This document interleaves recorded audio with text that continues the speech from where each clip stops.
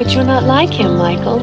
I thought you weren't going to become a man like your father. 70-এর দশকে the godfather সিনেমায় আল পাচিনোর চরিত্র Michael করলিওনের প্রেমিকা ও পরবর্তীতে স্ত্রী কে অ্যাডামসের ভূমিকায় অভিনয় করে ডায়ান কিটন দ্রুতই খ্যাতি পান।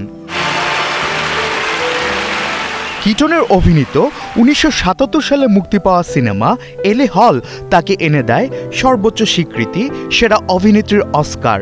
সিনেমাটিতে তিনি ছিলেন অ্যালেনের চরিত্র আলভি সিঙ্গারের প্রেমিকা, যেখানে কিটনের স্বাভাবিক অথচ আকর্ষণীয় অভিনয় দর্শক সমালোচক সবার মন জয় করে নেয়।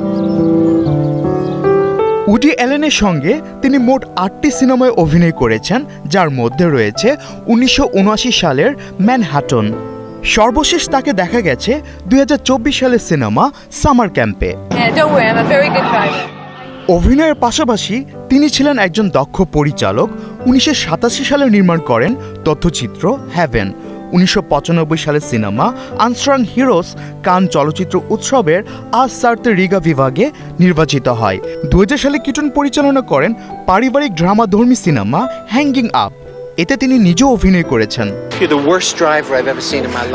ব্যক্তিত্বই হলো সেরা স্টাইল, এবং ডায়ান কিটনের চেয়ে ব্যক্তিগত স্টাইলের নিখুঁত উদাহরণ আর কেউ হয়তো হতে পারে না।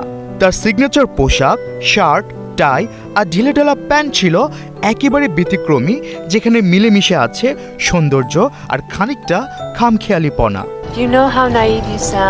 তার মৃত্যুতে সামাজিক যোগাযোগ মাধ্যমে শোক জানিয়ে অভিনেতা বেন স্টিলার লিখেছেন, ডায়ান কিটন চলচ্চিত্র ইতিহাসের অন্যতম সেরা অভিনেত্রী। স্টাইল, বুদ্ধিমত্তা, রসবোধ সব মিলিয়ে অনন্য এক মানুষ। আফফান মিতুল, 71।